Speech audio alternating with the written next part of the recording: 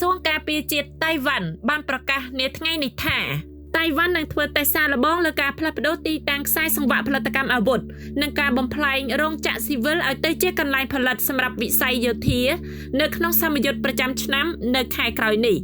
វិធានការនេះមានគោលបំណងធានាឲ្យប្រតិបត្តិការប្រយុទ្ធនៅតែអាចបន្តដំណើរការបានប្រសិនបើការវាយប្រហាររបស់ចិនធ្វើឲ្យប៉ះពាល់ដល់មជ្ឈមណ្ឌលផ្គត់ផ្គង់នានាសមយុទ្ធនេះគឺជាផ្នែកមួយនៃសមយុទ្ធយោធាប្រចាំឆ្នាំហានកងដែលនឹងប្រព្រឹត្តទៅចាប់ពីថ្ងៃទី5ដល់ថ្ងៃទី14ខែសីហាវាត្រូវបានរៀបចំឡើងដើម្បីធ្វើត្រាប់តាមសេណារីយ៉ូដែលចិនប្រើប្រាស់សមយុទ្ធយោធាធម្មតាក្នុងការបិទបាំងការត្រៀមខ្លួនឈ្លានពានពេញលេញ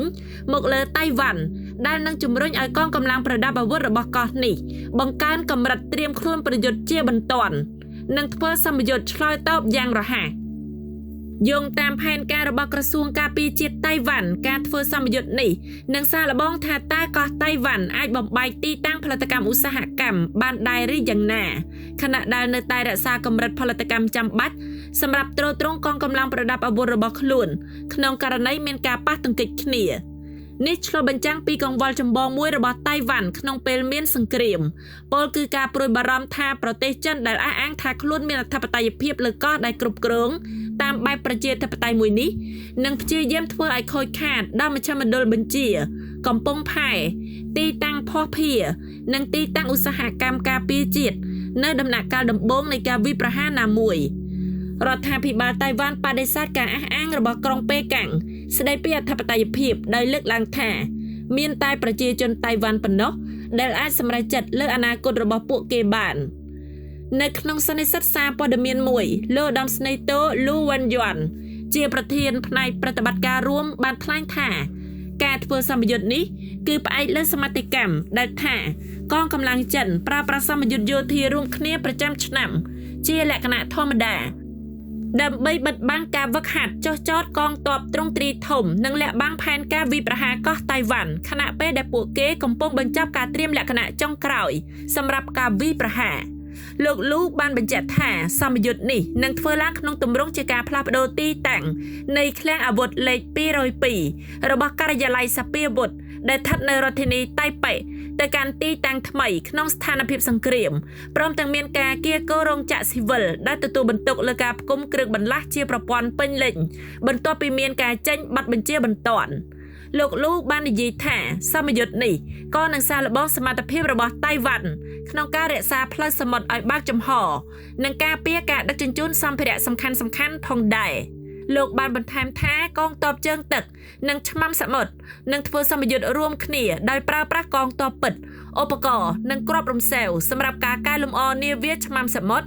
ការវាយប្រហារតាមឆ្នេរសមុទ្រការអនុវត្តច្បាប់សមុទ្រនិងអ្នកអមដំណើរសម្ភារៈសំខាន់ៗសមយុទ្ធនេះបានធ្វើឡើងនៅពេលដែលតៃវ៉ាន់បានរាយការណ៍ពីការកើនឡើងយ៉ាងខ្លាំងក្លានៅសកម្មភាពឆ្មាំសមុទ្រចិននៅជុំវិញកោះនេះដែលបង្កើនការព្រួយបារម្ភនៅក្នុងទីក្រុងតៃប៉េថាទីក្រុងប៉េកាំងអាចបង្កើនសម្ពាធចេញពីឆ្នេរសមុទ្រប៉ាស៊ីហ្វិករបស់តៃវ៉ាន់និងគំរាមកំហែងដល់ផ្លូវផ្គត់ផ្គង់សំខាន់ៗនៅថ្ងៃអង្គារនេះស្ថានទូតសហរដ្ឋអាមេរិកប្រចាំកោះតៃវ៉ាន់បានធ្វើការប្រកាសជាសាធារណៈដ៏កម្រមួយអំពីការសម្របសម្រួលរវាងកងកម្លាំងឆ្មាំសមុទ្ររបស់សហរដ្ឋអាមេរិកនិងតៃវ៉ាន់ដោយបានគូបញ្ជាក់ពីកិច្ចសហប្រតិបត្តិការលើវិស័យសន្តិសុខដែនសមុទ្រ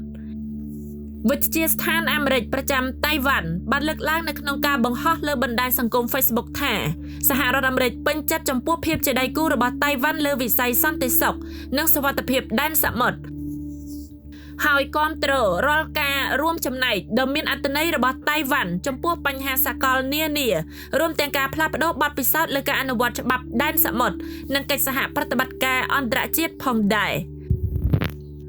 រូបភាពអមជាមួយការបង្ហោះនេះបានបង្ហាញឲ្យឃើញនាវាឆ្មាំឆ្នេរសមុទ្រតៃវ៉ាន់ដែលកំពុងធ្វើដំណើរជាមួយនាវាឆ្មាំឆ្នេរសមុទ្រអាមេរិក Midgate នៅទីតាំងដែលមិនបានបញ្ជាក់ជាលើកដំបូងតៃវ៉ាន់ក៏នឹងបន្ថយល្បឿនអ៊ីនធឺណិតចល័តដោយចេតនាក្នុងអំឡុងសម្ពយុទ្ធរយៈពេល10ថ្ងៃដោយសារល្បងពីរបៀបដែលប្រជាពលរដ្ឋនឹងទំនាក់ទំនងប្រសិនបើកម្រិតបញ្ជូនមានភាពខ្វះខាតក្នុងគ្រាអាសន្នចាប់ពីពេលមានគ្រោះមហន្តរាយរហូតដល់មានការឈ្លានពានរបស់ចិន